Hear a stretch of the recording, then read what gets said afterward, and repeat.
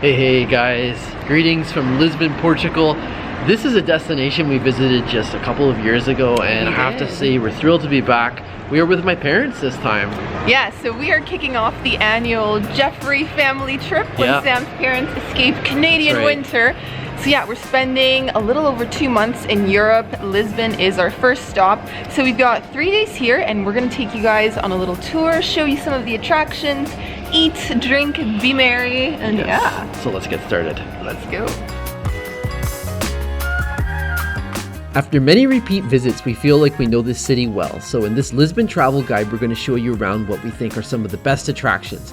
Also, as we mentioned, we only had 3 days in the city this time around, so this Lisbon itinerary will be perfect for any of you visiting on a long weekend escape. We kicked off our first morning with a ride on Lisbon's most iconic tram line, number 28, bound for panoramic vistas and a hilltop castle.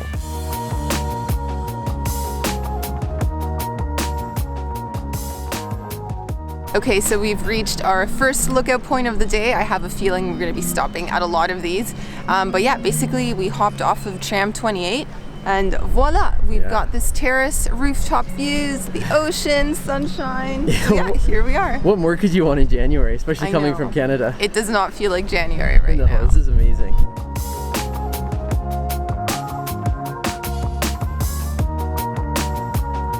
After those postcard perfect views looking down over Alfalma, it was time to continue up towards the castle with a little detour offering a bit of street art.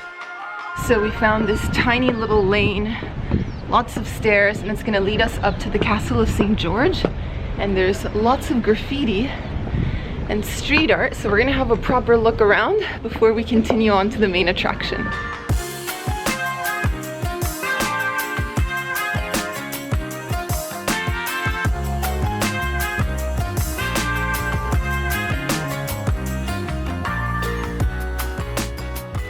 Alright, so we've been in Lisbon now for half a day. Your first time here. Do you have any first impressions of the city so far?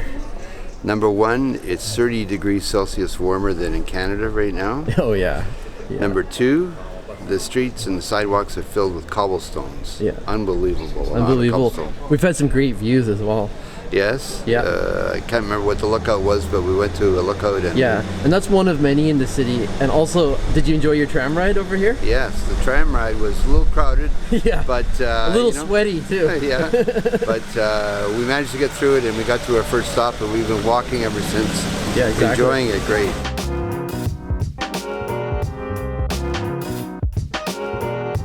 St. George Castle is a Moorish castle that looks down over the historic centre and the Tagus River. It's one of the main tourist landmarks in the city, and its position atop a hill means you also get some great views of Lisbon from above. Okay, so we made it into Castelo de São Jorge. Yeah, exactly. Before I talk about the experience, first of all, inform you of the price. So it's 850 euros per person, which I think is good value. It's a really big castle, and that's kind of the first thing that's surprising is when you see it from a distance, you think, oh, it's not that big, but when you're actually walking around, it takes some time. This is not like a 15-minute one and done kind of attraction. No, we've been here a while. Yeah, probably over an hour, anyways. Yeah. And yeah, it's a really cool castle to explore. One thing to keep in mind though is when you're climbing up the stairs to go walk around the perimeter and the lookout points, be really careful because some of the ledges are very low. The railings are quite low, like below the knee. It's almost a little nerve-wracking. They do warn you with some very graphic like falling signs, but it's really easy to kind of get comfortable up there and not notice where your footing is. So be very aware and don't stand too close to the edge. That's my biggest safety tip for sure. My tip would be keep an eye out for the peacocks because they roam the grounds freely, so that's pretty cool. Oh yeah, they're beautiful.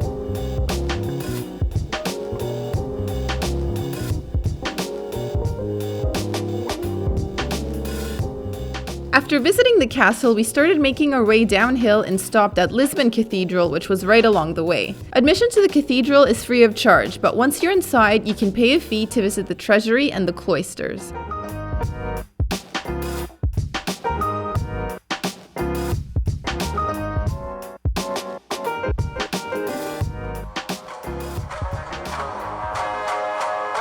No Lisbon travel guide would be complete without an escape to Belém on the west end, so that's exactly where we went on our second day. Belém is about a 30-minute bus ride, but there are numerous attractions in this area, so it's worth the trip. Because we arrived right around lunchtime, our first stop was food. So we found a restaurant right across from the Geronimus Monastery. Yeah, we sure have. And because we're with my parents, we ordered a whole bunch of different things. We've got the grilled salmon over here. Yes. We've got bacalao, which is a cow. We Cod. have cod, sorry. Cow, not cow, cod. Not cow, cod, of course, the fish. And we have the spicy chorizo over here. And then we have a few different kinds of potatoes. Yes. And yeah, some greens. So it's just kind of making a mixed platter, and it's been really delicious. And everything has a little bit of olive oil That's drizzled all over it, so this is gonna be good. Yeah, not too much seasoning, just very, salt, olive oil. Yeah. Really basic, and but it makes it taste really good. Okay, let's enjoy. Oh, that salmon was on point. After that delicious meal, we went for a walk along the river. Here we came across the Monument to the Discoveries, which stands in memory of the age of exploration that took place during the 15th and 16th centuries, with many ships departing from these very shores. On either side of the monument, you can see captains, navigators, kings, and missionaries who all played a role. Just further down, we reached the Belém Tower, which also played a role in the Age of Discovery, since this tower was commissioned as both a defense system at the mouth of the Tagus River and a ceremonial gateway to Lisbon. And from there we circled back to the Geronimus Monastery. Construction of this monastery was ordered by King Manuel, who selected the religious order of Hieronymite monks to occupy the monastery. The purpose? To pray for the king's soul and provide spiritual guidance to sailors departing on journeys of discovery around the world.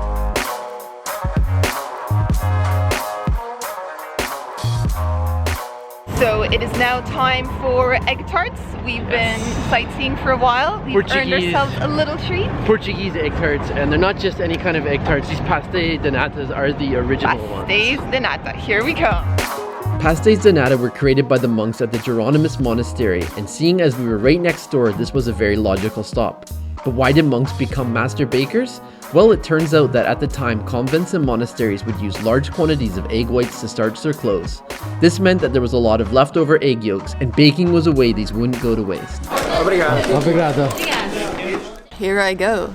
Cheers. Cheers. Tart. Cheers for Portuguese egg tarts.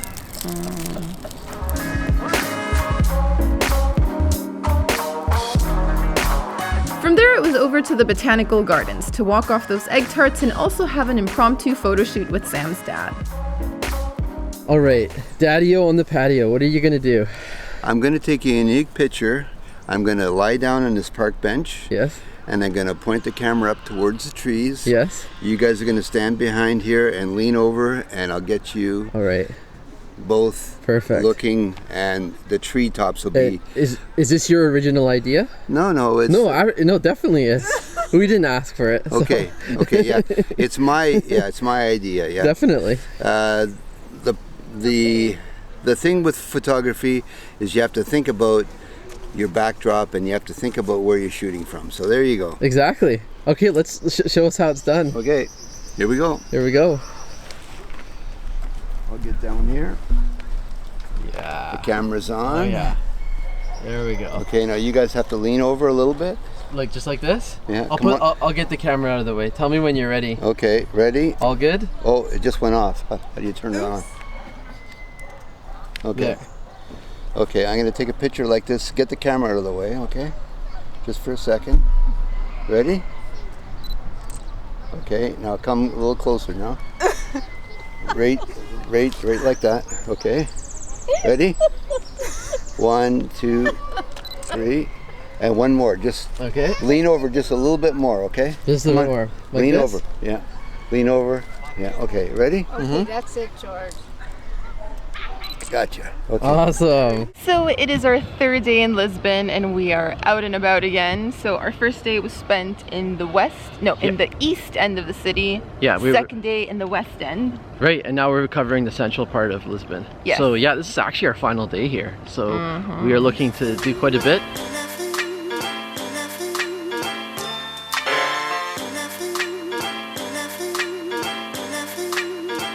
Okay, so first stop of the day. Yeah, we're at the Mirador of Santa Catarina, And this is just one of many lookout points. And it's really exciting for us to come to this particular one because the last time we were in Lisbon, we did go to several of these, but we never came to this one. So this is a unique vantage point for us. And keep in mind that there's a lot of these throughout the city. So wherever you're kind of walking around, you should be checking on Google Maps, or also like just if you have a map in your guidebook, see if there's a lookout point nearby, because likely there is one.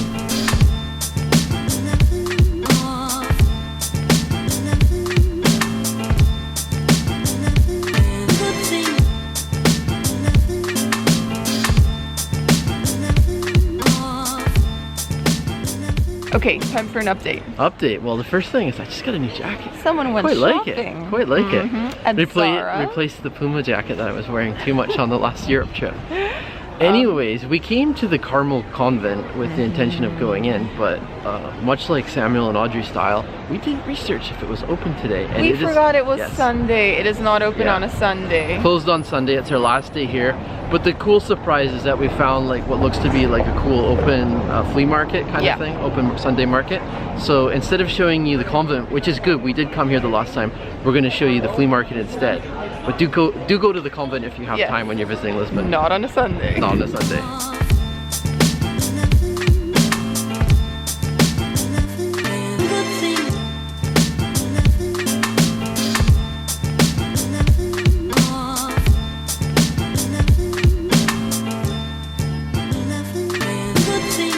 After browsing the handicrafts at the Sunday market, we walked over to the Santa Justa elevator, which is the only street lift in Lisbon for public service.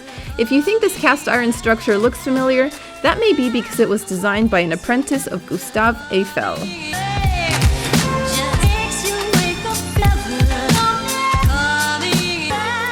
So I just finished visiting Santa Justa, which is probably most famous for being an elevator. But actually what I decided to do instead of using the elevator is go up to the lookout point. And I'm really glad I did that. It cost only €1.50, and by far it's been the best view of the city. Like you could just basically see everything, including the castle, including like the downtown area far off in the distance, the ships. It was just an incredible view. I'm so glad I did it.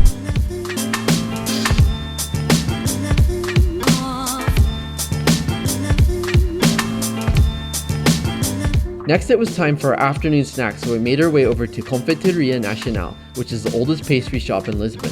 They have a cafeteria-style eating area upstairs where you can choose sweet and savory bites, and well, we couldn't resist ordering a few more egg tarts.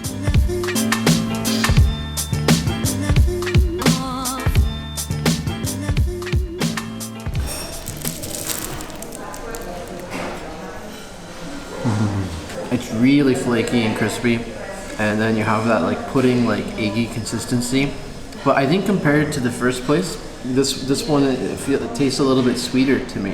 Really? Okay. Yeah, that's how I would describe how they differ so far. In we go. I'm starting off with the big one as well.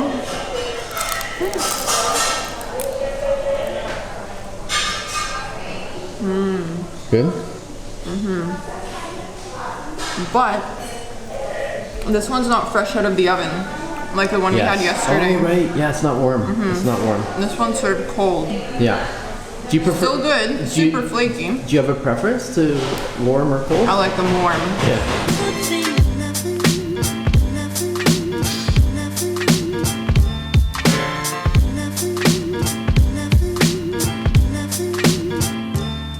And then it was time for a little bit of shopping.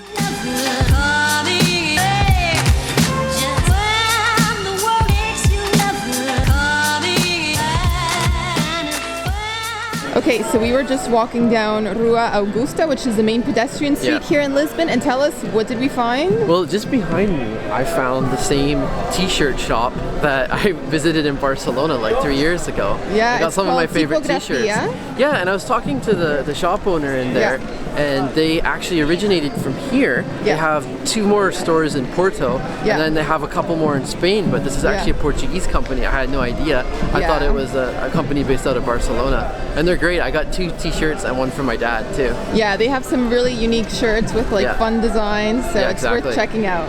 Okay, time for a quick fashion show outside the store. This one is Chiquito, after Che Guevara instead of Chiquita Banana. The second one, Home Slow Home, with a turtle robot. And this is for Pumpy, my dad. This is for Sam's dad. He loves the Rolling Stones, so This this is pretty called funny. the Trolling Stungs Orchestra. There we go. So yeah, really fun shirts in there.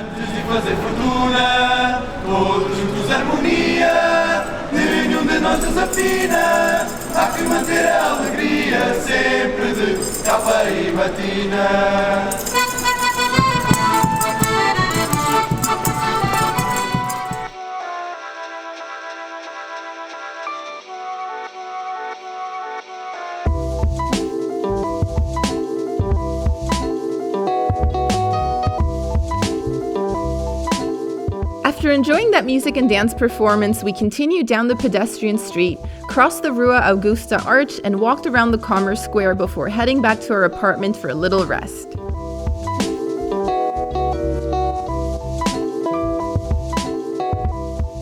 Well, our time in Lisbon is winding down, and we're all going to give you a different travel tip, the three of us. So what's yours, Dad? Mine is to get out of the place you're staying in Lisbon. Yeah. Walk around, walk on the cobblestones, and meet all the friendly people of Lisbon. Okay, so my tip is to sample all the pastéis de nata at a few different bakeries because they really vary from shop to shop. So my biggest tip too involves food and drink. So you got to try the local Portuguese wine. There's really good reds, there's Porto. Later that afternoon, we would head out again in search of, you guessed it, more pastéis de nata, and boy, was it worth it. Okay guys, it is time for our third pastry shop. It's just over my shoulder right here. This place used to be a butter shop. Now they sell pastéis de nata, and it's kind of like a bar style where you just stand around, eat your pastry, have a coffee. So we're gonna go in, let's get some of this. Come.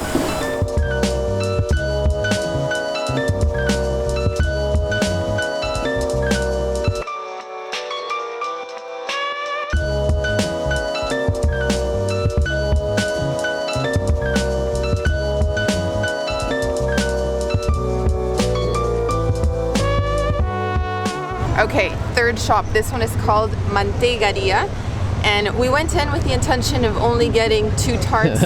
We've walked out with a pack that holds 6. Yeah. So, in we go. This is definitely not my first egg tart of the day, or my second. Yeah, if you get beer bellies or pizza bellies or other kind of bellies in different parts of the world, we're definitely getting a pastel de nata Portuguese egg tart belly. Oh my god. Here in Lisbon. Is that good? This may be the best one so far. You think so? This is warm, Yep.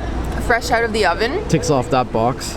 Oh my gosh, it is so like pudding-like and creamy, really sweet. You know what else? We're actually quite hungry now. Like it's almost supper time, so that might be another factor in play. I'm Favorite? calling it. This is the best. All right, guys. So that is it for our 3 days in Lisbon. We hope you enjoyed this video, and we'll see you soon. We'll see you soon. We've got a lot more videos coming from Portugal. Ciao.